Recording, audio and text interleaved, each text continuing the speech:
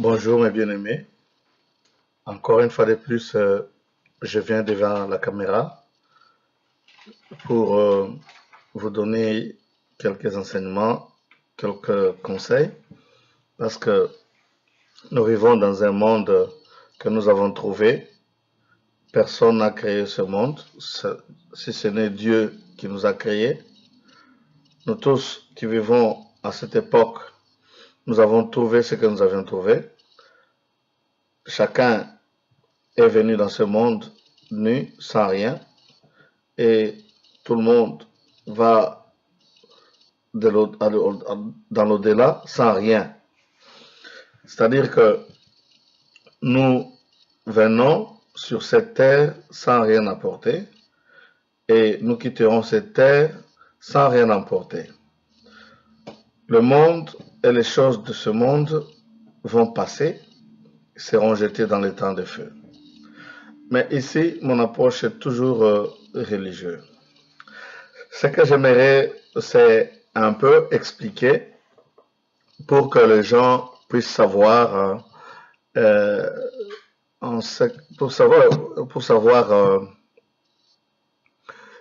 les enjeux. Je voudrais d'abord expliquer, parce que les gens, beaucoup de gens parlent de la politique, ils parlent des nations, ils parlent de choses comme ça.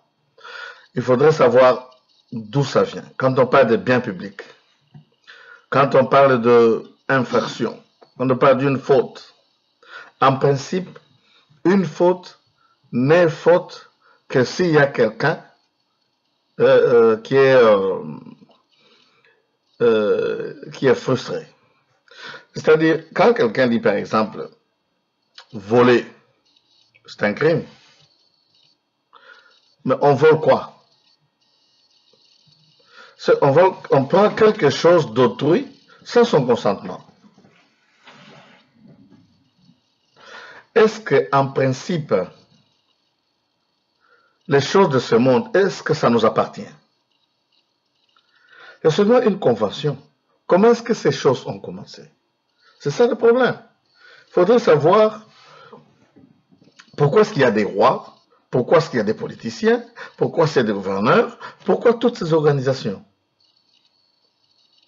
Parce que tout ce qui est dans le monde ne nous appartient pas, ça appartient au monde. Et tout le monde a le droit de s'en jouir. Mais maintenant, comme j'ai écrit dans mon livre, Comprendre les sociétés, pourquoi les sociétés africaines ou les politiques africaines ont échoué depuis les indépendances. C'est parce que, regardez, il y a deux sources. Il y a l'organisation de l'État en Afrique et l'organisation de l'État en Occident. D'où ça vient? En Afrique, l'organisation de l'État est faite autour d'un ancêtre commun, c'est-à-dire les citoyens d'un village ou d'un royaume se reconnaissent par le sang. Ce sont les enfants d'un même ancêtre. C'est-à-dire que quelqu'un qui met au monde, il s'appelle Chimanga, et il a ses descendants qui se nombrent à 1000 personnes, 1000 familles, alors on les appelle les Benachimanga. C'est-à-dire les descendants de Chimanga. Tous sont des frères. Alors, ils vivent dans cet amour fraternel. Ils obéissent aux lois de leurs ancêtres. Alors, toute organisation, tous qui se sont organisés, ils se sont organisés conformément à leur histoire. Tandis qu'en Occident, les sociétés se sont organisées par la loi du plus fort. On se souviendra de Charlemagne, on se souviendra de Hollande, on se souviendra de plusieurs hommes forts du temps, des siècles passés. C'est-à-dire que quand quelqu'un est fort, il domine les autres, il organise un royaume, il devient roi. Alors il impose sa loi. Tandis qu'en Afrique, ce n'est pas quelqu'un qui est fort, mais les citoyens s'organisent autour d'un ancêtre commun. Maintenant, l'économie, ça c'est la politique. Maintenant, l'économie. En Afrique, l'économie était une économie de subsistance. Pas comme on l'entend aujourd'hui, l'économie de subsistance. En Europe, en Occident, l'économie, c'est l'économie du marché. Quelle est la différence? L'économie de subsistance, comme je l'ai expliqué dans mon livre, l'économie de subsistance, c'était une économie pratiquée en Afrique, dans nos villages. On produisait pour survivre. Chaque famille devrait produire d'un peu de tout. C'est-à-dire tout ce que la famille a besoin pour survivre.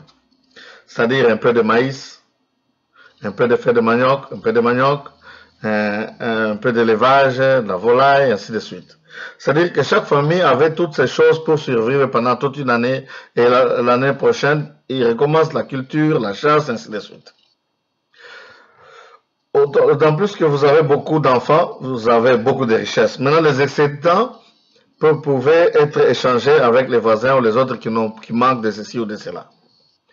Tandis qu'en Europe, on produit, en Occident, on produit pour vendre. Ce n'est pas pour la consommation d'une famille, non. On produit pour vendre et avoir beaucoup d'argent. Ce qu'on vise, c'est la richesse, être plus grand que les autres. On peut voir quelqu'un qui produit du savon. Produit beaucoup de savon. Il ne peut pas manger le savon, il ne peut pas porter le savon comme soulier, il ne peut pas... Non. Le savon, c'est pour laver, faire la vaisselle, la lessive, et ainsi de suite. Mais lui, il produit beaucoup de savon pour vendre beaucoup et avoir beaucoup d'argent. On vise la richesse. En Afrique, on vise la survie. Maintenant, quand la colonisation est arrivée avec la civilisation occidentale, maintenant, il y a eu des problèmes. Parce que c'était devenu traditionnel, l'économie de subsistance. Les gens ont vécu pendant longtemps avec ce système d'économie, même ce système d'organisation sociale. On s'est respecté selon les rangs de la famille. Maintenant, pour concilier les deux, c'était difficile. C'est ainsi que ceux qui venaient dans des villes, ils étaient dépaysés. Commence à travailler quelque part, il a son salaire, pour faire un budget, ça devient difficile. C'est pourquoi il est très difficile pour beaucoup de gens en Afrique de concilier le 2 bouts du mois avec le salaire qu'on lui donne. Parce que dans le sang, il faut produire tout ce qu'on a besoin pour utiliser. Alors qu'ici, on produit pour avoir l'argent, on a l'argent, maintenant c'est difficile pour avoir tout ce qu'on a besoin pour utiliser. Remarquez, si on donnait à quelqu'un $100, il peut vivre. On lui donne $1000, la même chose. On lui donne 10 000, il aura encore besoin.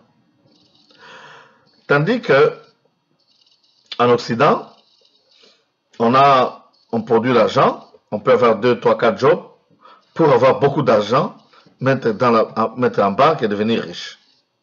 C'est différent. Alors, je vais continuer à vous expliquer ces choses, mais en Swahili. Parce que ce n'est pas tout le monde qui comprend ce qu'on enseigne dans une autre langue. Par exemple, chez nous, au Congo, au Zaïre, nos dirigeants utilisent des termes qu'eux-mêmes ne comprennent pas. C'est inutile. Vous passez à la chaîne de télévision nationale, vous parlez en français, alors que vous savez que plus de 60% de la population ne comprennent pas.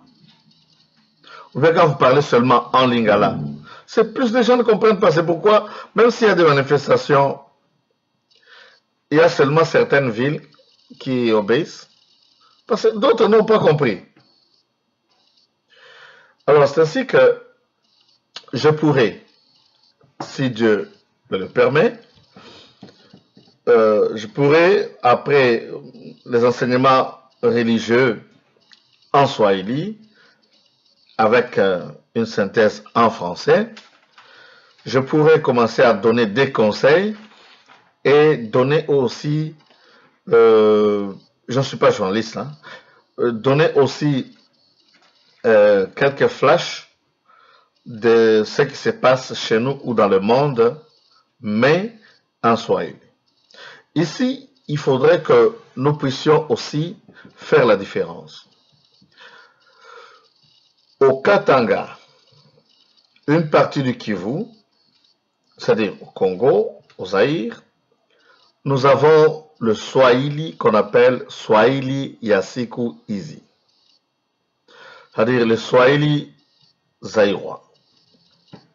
Le Swahili zaïrois vient des langues bantou du Zaïre.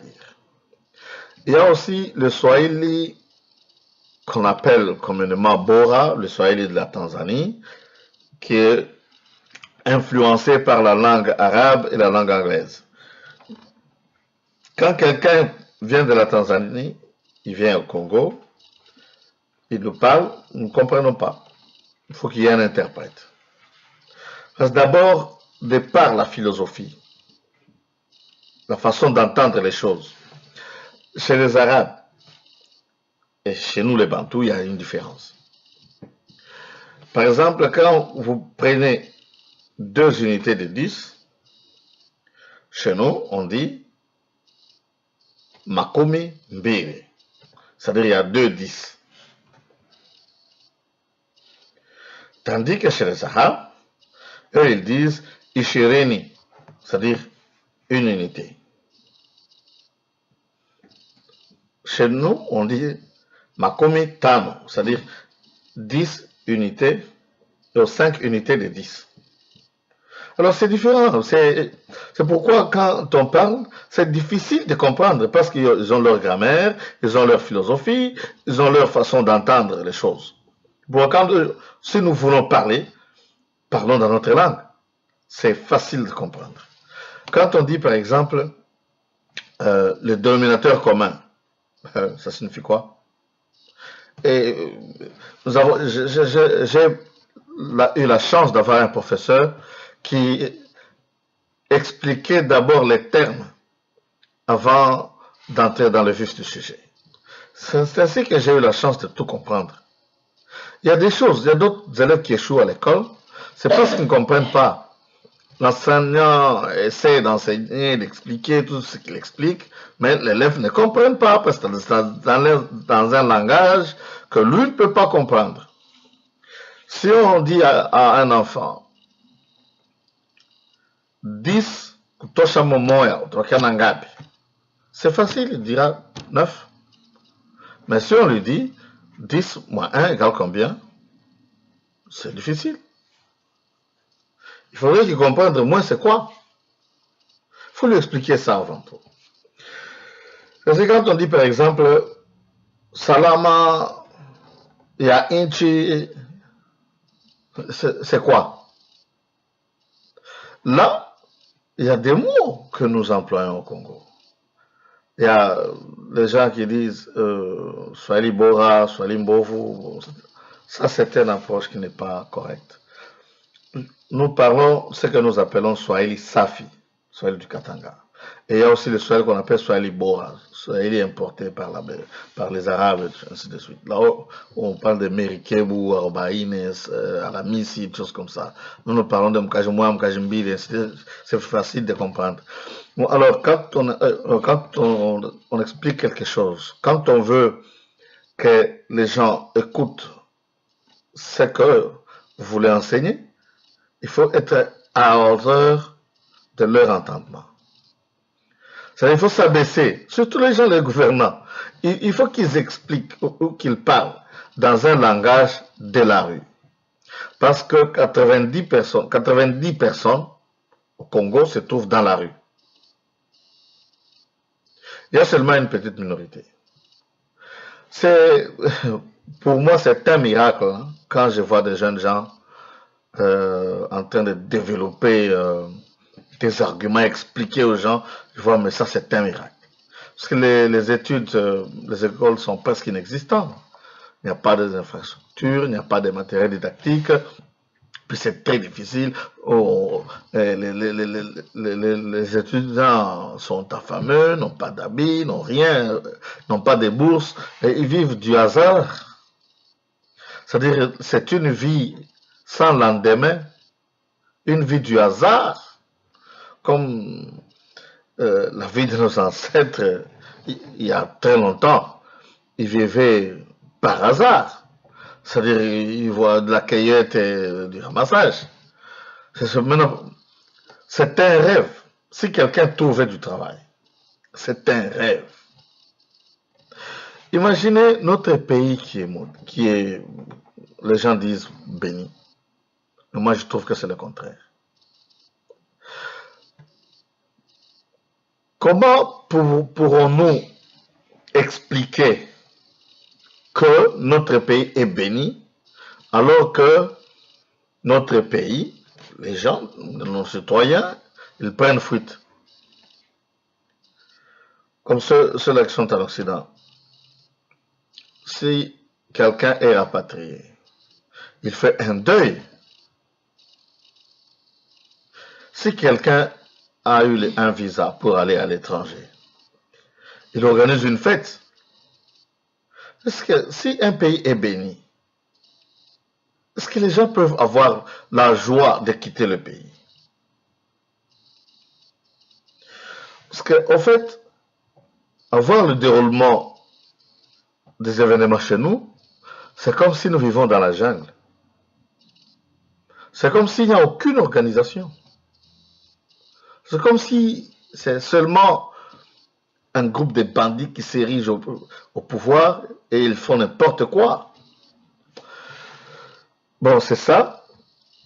Je crois que nous allons commencer. Que Dieu vous bénisse. Merci et à la prochaine.